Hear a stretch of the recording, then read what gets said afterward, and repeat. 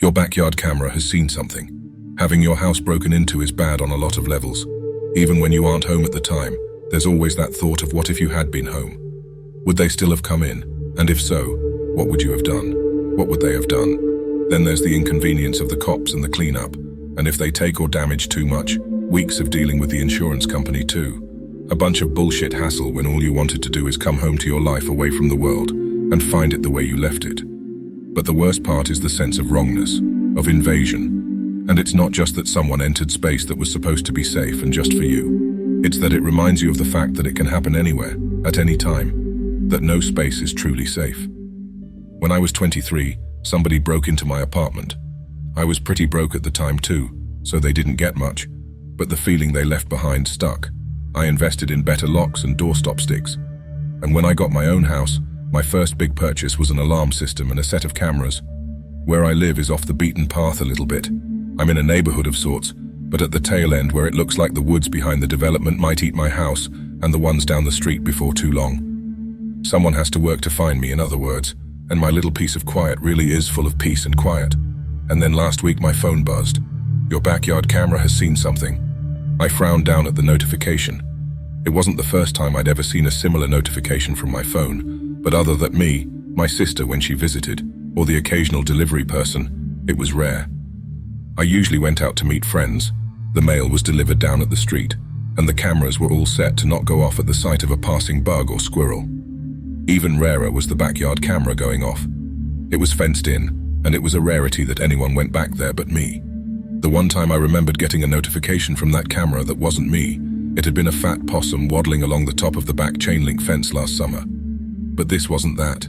It was a person. Not that I saw them in the footage when I noticed the alert the next morning.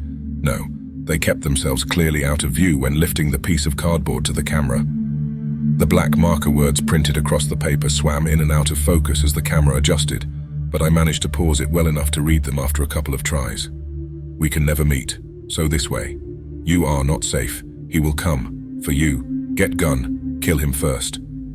I felt my mouth go dry as I scrubbed the video back and watched it over again. There was no sound, but I could see some flicker of movement as the sign was pulled away again. I had a sense that whoever had held it up had run back to the rear gate and left that way in a hurry.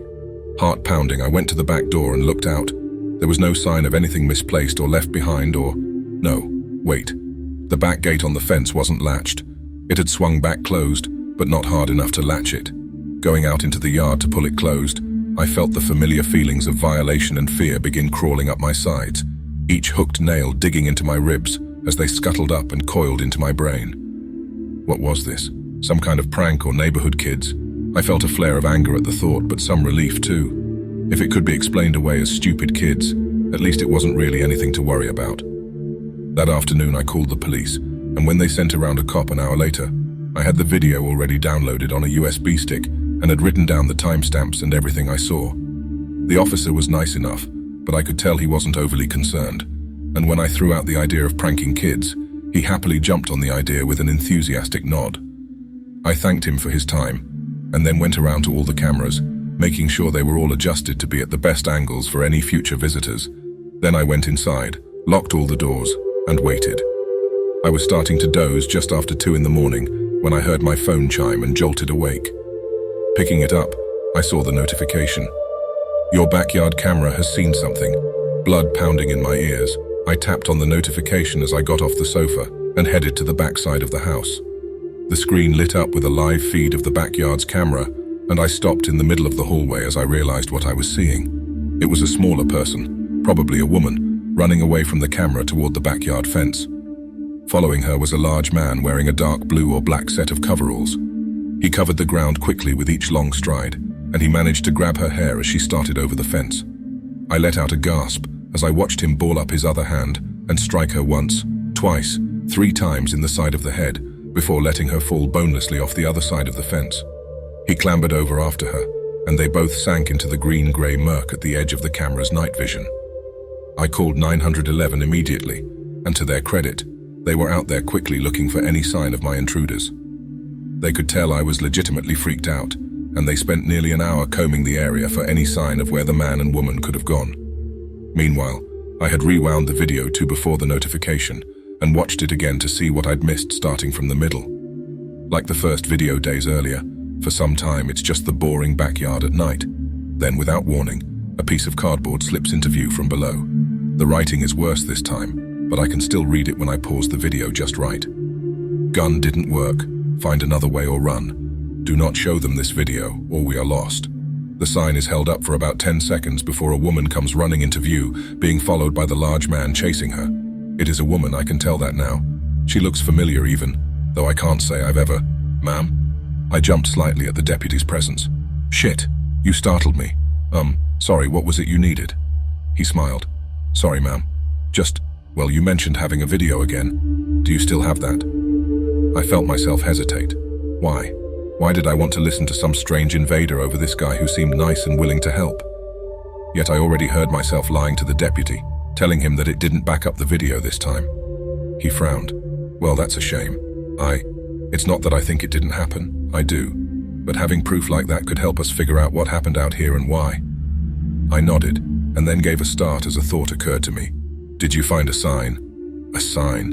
What kind of sign? I blushed a little, nervous I was going to give away too much. Well, you know, like the first time they held up a sign to the camera, so I wondered if they had something like that.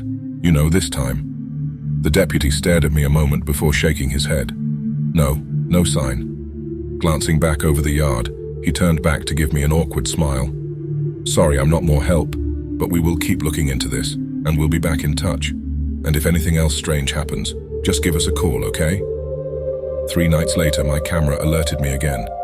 There was no sign this time, just a small shape running across the backyard near the fence, barely in view. She was looking behind her, but suddenly the large figure appeared out of the murk in front of her and grabbed her by the neck.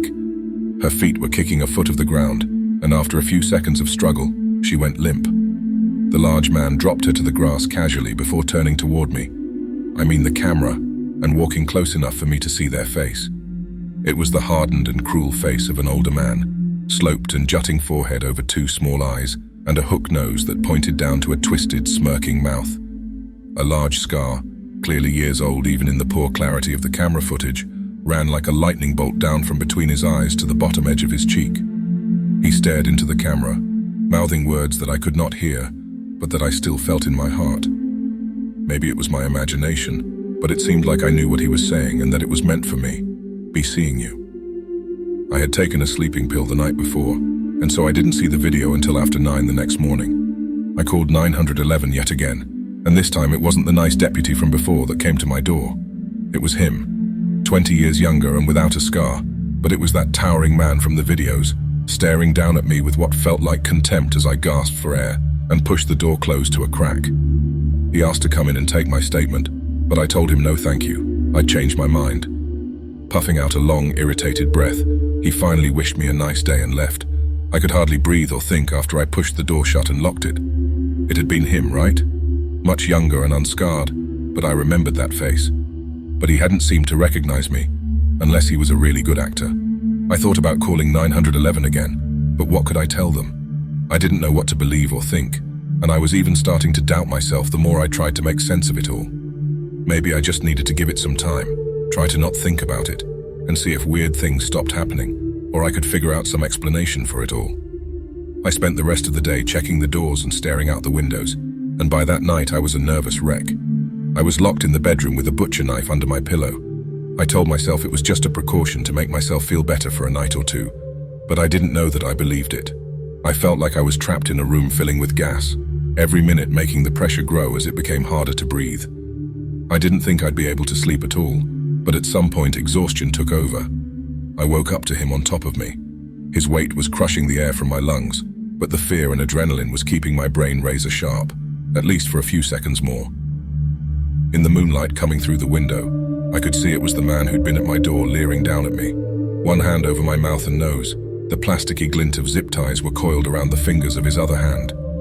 He meant to take me, and if I didn't stop him now, we'd be lost. He'd pinned my right arm with his leg, but not my left. Not yet. My hand shot under the pillow and came out with a flashing arc of steel that slashed across his face as he rolled off of me and began to howl. I didn't wait for him to recover. I ran through the house, grabbing my purse and getting to my car, and when I turned off the road, I didn't see signs of a patrol car following. I drove throughout the night, not stopping until I was at a hotel the next state over.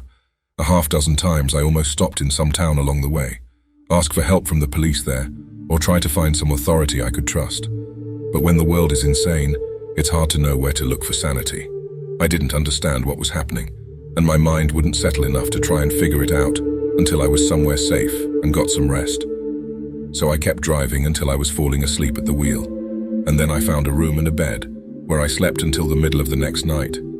It was my phone's buzz that woke me up. I'd bought a charger at a gas station before reaching the hotel, and in all the time since leaving my house, I hadn't had a call or a message from anyone. Even now, it was an automated notification causing my phone to blink. Your backyard camera has seen something. I wanted to throw the phone across the room, but I forced down the urge. I needed to see, needed to get any information that might help me decide what to do next. So I tapped the notification and watched as the screen filled with the green fairy fire of the camera's night vision, and saw me. The woman looked 15 or 20 years older, with gaunt cheeks and haunted, half-crazy eyes that rolled wildly as she tried to look at the camera and everywhere around her all at once. But yeah, it was me, old and terrified and mouthing two words over and over again. No escape, no escape, no escape. I ran again that night, lived off credit cards as I traveled across the country, and then found a small town with small jobs that paid cash. I changed my name, and I never contacted anyone from my old life. It was like a religious conversion. Seeing that future version of myself had changed all my priorities and plans. Now I only wanted to prove that version of myself wrong, to escape and survive. But then he found me. He always finds me and hurts me. He hunts me and hurts me and hides me away in a place nobody can find. When it first started, he would tell me how no one could ever help me, because he had made a special little pocket to keep me in. That he'd learned how to do it when he was little, and now he was strong enough to do it all the time. He's older now than when we first met him. He was when he found me. Even though it had only been a few months since we cut his face open, it had been scarred over for years when I saw him next. He told me that he had to wait until he knew enough to not only keep the pocket open but to break time. He says that time is a lie, and like many things, I've seen enough to believe him now. The first time I saw him disappear in front of me, I thought it was a trick. It took a while before I realized it was a crack I could crawl through if I was fast and brave enough. I've escaped him over 30 times, and I'm still not as old and crazy as that version of us in the last video. I used to think that he was letting me escape just to toy with me, but I don't think that's it anymore. Whatever he is or can do, he's not a god. He's flawed, and well, I think he just has trouble keeping track of all of us. I've followed in his wake as he's traveled to other times, but also to other pockets he's made. I've found other versions of us, other timelines where different choices created different paths, at least until he came to visit. He's collecting us, I think. I don't know how he finds us, but he can, every damn time. I've asked him why he wants us so much. It turns out you can only endure so much pain and cruelty and fear before you become brave. He just laughed at first, but then he stopped and seemed to consider the question seriously. He told me that he had never understood why he had his gift, or what he was meant to do with it. That for all that he'd seen, he'd only been left with more questions than answers. It had made him feel empty and angry, and when he was a younger man, he'd taken that out on people he ran across when he thought he'd not get caught. And then he met this woman. He was just doing a follow-up to a complaint about people in her backyard. He knew right away he wanted to visit her that night, so that's just what he did. And then she slashed him across the face and ran off into the night. That was the first time in years he'd felt afraid at all, and he'd never been scared like that before. It was that terror and uncertainty that triggered it, he thinks. He instinctively reached out to create a pocket to crawl into and hide from anyone that might come when she got help. But instead, he tumbled into the past. It took months for him to learn to do it again, and years more before he could really control it. By then, he knew he was the next thing to God, and the first thing he set about doing was finding us. Not just because we hurt him, though that was part of it, and not just because we triggered his untapped potential, though that played a part too. He said the main reason was because we weren't done helping him, that if he could collect enough of us, he would be able to understand and really see God's face before he killed it. He is insane. That's not the point. The point is that he will never stop coming for you, for any of you. I'm not even from your timeline, I don't think, so I'm technically not the future version of you. But the story for all of us is the same. We warn our past selves, it doesn't work, and then he adds another to his collection. Some of us escape and... oh God. I wonder if that's what he's doing. If he's letting us escape, put out our warnings to our past or other selves, and then harvesting all the new different timelines that grow up from those intervening messages. Different choices and paths leading to new crops of victims. I don't know, and I don't know if it matters. All I know is that you need to run and be smarter than I was. Keep a small gun and a knife on you at all times. All times. The gun is for him. He's tough, but he's still human, and as he gets older, he's getting slower too. If that doesn't work, well, the knife is for yourself. You think that's insane. I know because I'd think the same thing. But this is why I told you all of this. So you would know I'm you, a version of you, and that you can trust me. You can believe me when I tell you that I've seen the fields where he grows and buries us, hundreds of holes burrowed into the flesh of the universe. The things in there, well, a blade across the throat would be a mercy if it comes to that. So I'll end it here. Good luck, stay safe, and I hope I never see you again.